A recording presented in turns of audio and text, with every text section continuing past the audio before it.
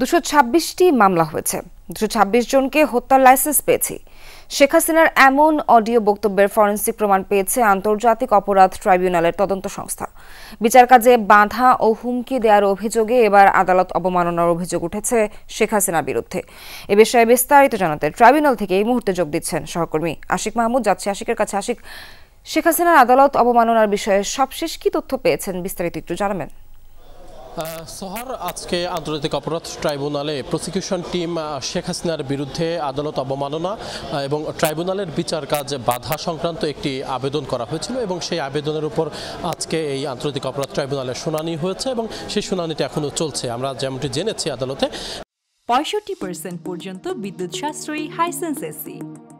Hisense যে এই শুনানিতেই prosecution team তারা জানিয়েছেন যে শেখ হাসিনার যে অডিওটি পাওয়া গিয়েছিল, শেখ হাসিনা ক্ষমতাচ্যুত হওয়ার পরেই 5 আগস্টের পরে যখন তার বিরুদ্ধে একের পর এক হত্যা মামলা হচ্ছিল, তিনি ভারতে বসে একজন নেতার সাথে কথা বলছিলেন এবং সেই কথায় তিনি বলেছিলেন যে 226টি মামলা হয়েছে আমার বিরুদ্ধে, অর্থাৎ 226 জনের নাম পরিচয় সব আছে, তাদের নাম পরিচয় নিয়ে রাখো। এই 226 জনকে হত্যার লাইসেন্স তো পাওয়া গেছে, এরা কোথায় যাবে, এদের সকল কিছু খোঁজখবর নিয়ে এদের বাড়ি ঘর কোথায় আছে সবকিছু খুঁজে দেখো। এই একটি অডিও রেকর্ড প্রসিকিউশন টিম তখন উদ্ধার করেছিল। এই ঘটনায় তখন চরম বিতর্ক হয়েছিল সামাজিক যোগাযোগ মাধ্যম থেকে শুরু করে সবখানে।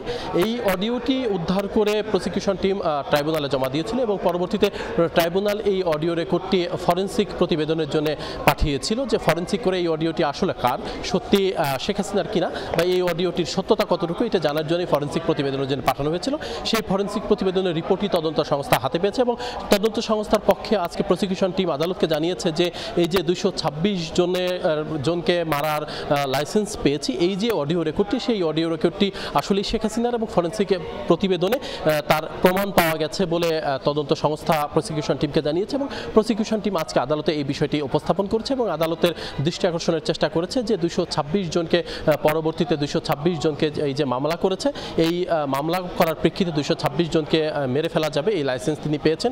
এই অডিওতে মূলত যেটি প্রমাণ হয় যে সে এই যে যারা মামলা করছে, অর্থাৎ মামলার যারা বাদী, তাদেরকে ভয়ভীতি দেখানোর একটি বিষয় রয়েছে। মামলার তদন্ত কাজ বাধাগ্রস্ত করা বা মামলার বাদীদেরকে তদন্ত কাজে সহায়তা করা বা আইনি প্রক্রিয়া যেটি, সেই প্রক্রিয়া যাতে মানুষ না যায়, এই বাধাগ্রস্ত করার একটি অভিযোগ তার বিরুদ্ধে উঠেছিল এবং এই অভিযোগের ভিত্তিতেই কিন্তু এই তদন্ত সংস্থা এবং প্রসিকিউশন টিম তারা শেখ হাসিনার বিরুদ্ধে আদালত অবমাননা এবং এই ট্রাইব্যুনালের তদন্ত কাজে বাধা দেওয়ার একটি অভিযোগ কিন্তু আদালতে করেছিল এবং সেই আদালতেই কিন্তু আজকে সেই শুনানিটি, এখন পর্যন্ত আমরা যতটুকু জেনেছি এই মামলার শুনানিটি এখন শেষ হয়নি এবং শুনানি শেষ হলে এই বিষয়ে প্রসিকিউশন টিম আদালতে বিস্তারিত কি বলেছেন এবং আদালত এই বিষয়ে প্রত্যুত্তর আসলে কি বলেছে, এই বিষয়ে আদালত কোনো মন্তব্য করেছে কিনা, সে বিষয়টি নিশ্চয়ই প্রসিকিউশন টিম শুনানি শেষ হলে গণমাধ্যমের সাথে নিশ্চয়ই কথা বলবেন, তখন হয়তো আমরা আপনাদেরকে আরও বিস্তারিত জানাতে পারবো। সোহার, আশিক, অনেক ধন্যবাদ আপনাকে।